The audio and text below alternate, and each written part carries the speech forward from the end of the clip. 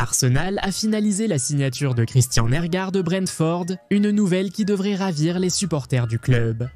En effet, ce n'est pas une recrue clinquante ou renommée, ce qui pousse de nombreux supporters à l'ignorer.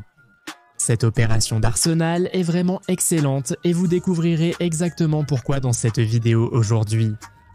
C'est pourquoi Arsenal a recruté Christian Nergard. Nous savons qu'il y a des supporters d'Arsenal qui ont vu cela et qui ont immédiatement commencé à râler parce que Arteta a encore recruté un milieu de terrain avant de signer un attaquant, mais dans ce cas précis, ce recrutement était vraiment très nécessaire. Mais avant d'expliquer, voici quelques informations sur l'ascension de Norgard. Christian Norgard est né à Copenhague, au Danemark, le 10 mars 1994. Dès son enfance, il a montré des aptitudes pour divers sports de balle. Il a rejoint le programme de jeunes du Lyngby Football Club en 2008 et y est resté jusqu'à l'âge de 18 ans. Il a fait ses débuts en équipe première pour Lyngby le 20 novembre 2011 lors d'un match de Superliga. En janvier 2012, Norgard a rejoint le club de Bundesliga Hamburger Sportverein pour un montant de 400 000 € malgré l'intérêt d'autres clubs.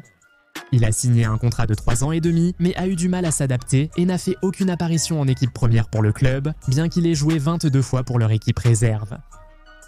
Le 21 août 2013, Norgard a rejoint le club de Superliga danoise Brøndby, signant un contrat de 4 ans. Malgré des débuts difficiles pendant 3 saisons, il est devenu titulaire régulier avec l'entraîneur Alexander Zorniger, signant un nouveau contrat en janvier 2017.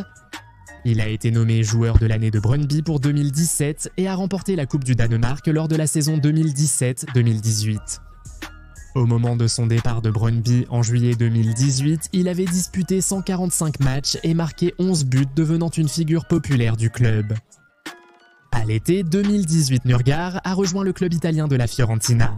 Cependant, il n'a joué que 6 matchs lors de son unique saison en Italie. Cela a permis à Brentford de le recruter en mai 2019 où il a retrouvé son ancien entraîneur de Brøndby, Thomas Frank. Revenons maintenant à Arsenal. Après avoir dit au revoir à Jorginho et Thomas Partey lors du même mercato, Arsenal devait absolument combler ses trous au milieu de terrain. Ils avaient déjà sécurisé la signature de Martin Zubimendi qui sera évidemment titulaire, mais un joueur comme Christian Nergard est aussi important pour la construction de l'effectif. Rappelez-vous que Declan Rice n'est plus considéré comme un milieu défensif, donc sans cette recrue, Arsenal aurait abordé la nouvelle saison avec Zubimendi comme seule option au poste de milieu défensif, et vu le nombre de matchs qu'ils vont sûrement jouer la saison prochaine, ce n'est clairement pas conseillé. C'est une recrue simple et peu coûteuse, censée remplir un rôle à court terme. Étant à Brentford depuis 2019, il a déjà une grande expérience du football en Angleterre et particulièrement à Londres, donc il n'aura pas besoin de beaucoup d'adaptation. Il connaît déjà très bien la langue, la ville, le climat, la culture, tout. On attend de lui qu'il soit performant dès son arrivée à Arsenal. Mais qu'apportera-t-il exactement à l'équipe? Rappelez-vous qu'il a été capitaine de Brentford pendant 2 saisons, apportant donc du leadership, de l'expérience et un mental d'élite à l'effectif d'Arsenal. Vu le départ de plusieurs joueurs expérimentés cet été, c'est plutôt nécessaire. C'est un joueur qui constitue un véritable pilier au cœur de tout milieu de terrain. Il excelle en défense et permet à ses coéquipiers du milieu de terrain de se projeter vers l'avant. Lors de la saison 2024-25, Norgard était le milieu de terrain avec le 2e plus grand nombre d'interceptions en Premier League et il faisait partie du top 5 pour le plus grand nombre de dégagements. Cela signifie qu'il est un expert lorsqu'il s'agit d'arrêter les attaques adverses. Pour vous donner une idée, aucun milieu de terrain d'Arsenal n'a réalisé plus d'interceptions et de dégagements que lui en championnat, ce qui représente une amélioration à ce niveau. C'est aussi un milieu de terrain assez grand, et c'est quelque chose qui sera certainement utile partout sur le terrain. Et il n'est pas seulement grand, il sait vraiment comment tirer parti de sa taille. Il était dans le top 5 des milieux de terrain ayant remporté le plus de duels aériens en Premier League la saison dernière, ce qui fait de lui un joueur redoutable dans les airs.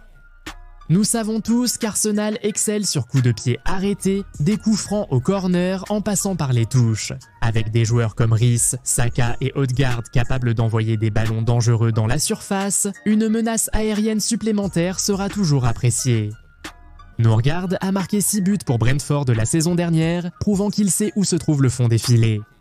Il a marqué un superbe but égalisateur dans les arrêts de jeu contre Manchester City, a repris un coup franc pour faire 3-0 contre Leicester City et a récidivé contre Brighton pour faire 4-2. Tous ces buts ont été marqués de la tête, mais ce qui le rend spécial, c'est qu'il sait aussi marquer avec ses pieds. Face à Wolverhampton, Bournemouth en Premier League et Leyton Orient en Coupe de la Ligue anglaise, il a brillé avec ses pieds. Donc, même si son travail principal se fera plus près de son propre but, chaque fois qu'il se retrouvera dans ses positions offensives, vous pouvez être sûr qu'il sera aussi calme qu'un attaquant. Et ne soyez pas surpris si son nombre de buts augmente maintenant, qu'il sera entouré de meilleurs joueurs qui créent beaucoup d'occasions. Je veux dire, on l'a vu avec Declan Rice, cela pourrait aussi très bien arriver avec Christian Nurgaard. Oh, et notez bien qu'il a aussi délivré 4 passes décisives, ce qui n'est pas du tout un mauvais chiffre pour un milieu défensif.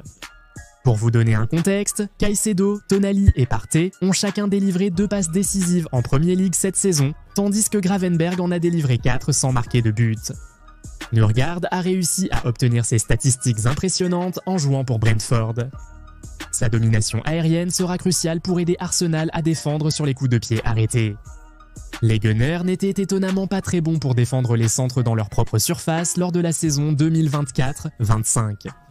Un joueur comme Nurgaard les aidera grandement à résoudre ce problème. Et même s'il n'est peut-être pas exactement un meneur de jeu reculé comme Zubimendi, il sait sûrement faire des passes. Il a réussi plus de 1100 passes en Premier League avec une précision de 82,7% et s'est classé dans le top 10 des milieux défensifs les plus précis du championnat. Donc, en gros, on peut dire que ce gars fait tout ce que l'on attend d'un milieu de terrain et il le fait très bien. Il sait passer, presser, créer, porter le ballon, intercepter, tacler efficacement, il est bon de la tête et il peut aussi marquer. En plus, il a déjà prouvé sa valeur en Premier League, Arsenal a fait une bonne recrue. Tu sais ce qui fait de lui une vraie amélioration par rapport à Thomas Partey ? La disponibilité. Arsenal a souffert des blessures de Partey, mais la bonne nouvelle est que Nurgaard n'est pas sujet aux blessures et est un joueur sur lequel on peut toujours compter. Lors de la saison 2024-25, il n'a manqué que 7 matchs sur toute la saison à cause de blessures et 3 d'entre eux étaient dus à une blessure à la tête. C'était donc surtout par précaution, rien de plus. La dernière fois qu'une blessure l'a écarté des terrains pendant près de 2 mois, c'était en 2020, lors de sa première saison en Premier League. Voyez-vous, pour seulement 11 millions d'euros, Christian Nurgaard était une très bonne recrue, intelligente et sûre pour Arsenal. Mature, expérimenté et polyvalent sur le terrain. Sur et en dehors du terrain, il va certainement élever le niveau des Gunners. Il est ardu de déceler ce qui pourrait mal se passer avec celui-ci. Mais qu'en pensez-vous? Êtes-vous d'accord pour dire que l'international danois est une excellente recrue pour Arsenal? Ou pensez-vous qu'il ne s'agit que d'une priorité mal placée de la part des Gunners?